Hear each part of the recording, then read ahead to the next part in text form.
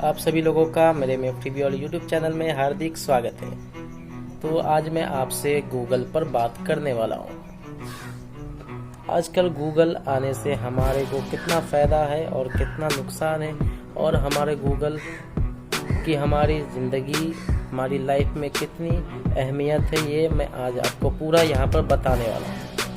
अगर गूगल नहीं रहता तो हर काम मुश्किल हो जाता है। आजकल देख ही सकते हो आप गूगल मैप, अगर आपको रास्ता नहीं मालूम रहता है तो आप गूगल मैप में जाते हो, टाइप करते हो, आपको मैप गूगल मैप पर दिखा दिया जाता है।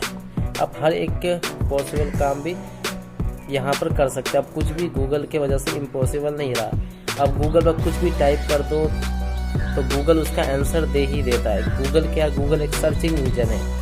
तो गूगल पर साइबर अटैक हुआ था, तो उसका न्यूज़ चलिए देखते हैं कब साइबर अटैक हुआ था, और अगर गूगल हमेशा के लिए ठप पड़ जाए तो हम लोग को कितना ही बड़ी नुकसान होगा और कितना बड़ा प्रॉब्लम होगा। तो चलिए देखते हैं, एक न्यूज़ आया, न्यू अपडेट, उसके तरफ चलते हैं।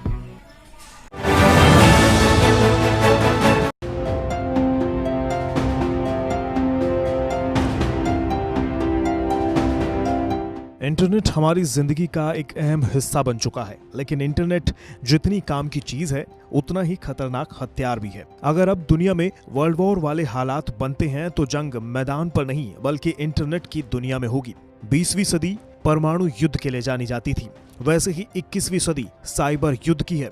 इंटरनेट की दुनिया में साइबर अटैक अब कोई नई बात नहीं है, लेकिन अगर ये अटैक किसी देश की राष्ट्रीय सुरक्षा या किसी बड़ी कंपनी में सेंधमारी के लिए की जाए तो ये बहुत घातक साबित हो सकती है।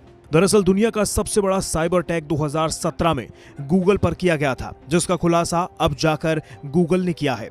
2017 में साइबर हमलावरों ने गूगल पर अब तक का सबसे बड़ा हमला किया था। ये डिस्ट्रीब्यूटेड डिनायल ऑफ सर्विसेज यानी डीडोस के ऊंची बैंडविड्थ वाले 2.5 टीबीपीएस डीडोस वाला हमला था।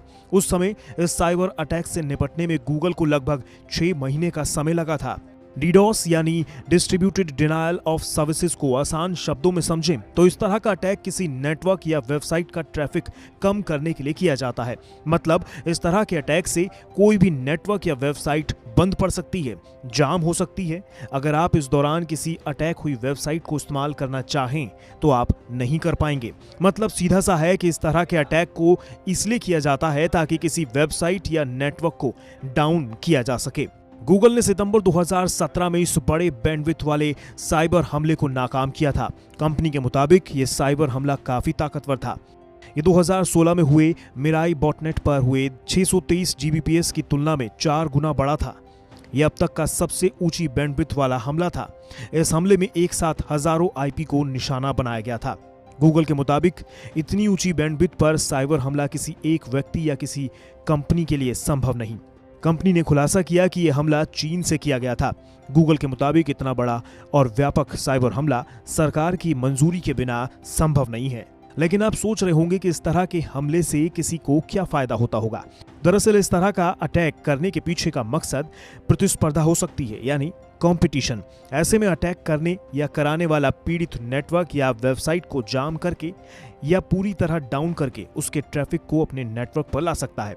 अब सोचिए जरा, 2017 में तो गूगल बच गया, लेकिन अगर इस तरह के अटैक से गूगल किसी दिन पूरी तरह ठप पड़ जाए तो क्या होगा। अब सभी लोगों को मालूम चल गया होगा कि गूगल पर अगर कभी फ्यूचर में फिर से एक बार दोबारा साइबर अटैक होगा तो क्या हो सकता है। हमारा यूट्यूब और गूगल पर जितनी भी काम होती है, आजकल हर एक काम ऑनलाइन होती है।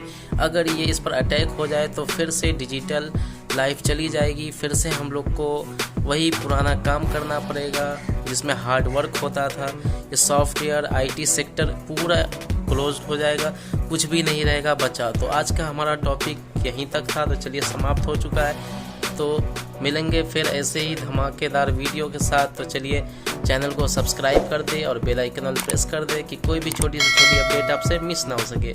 धन्यवाद।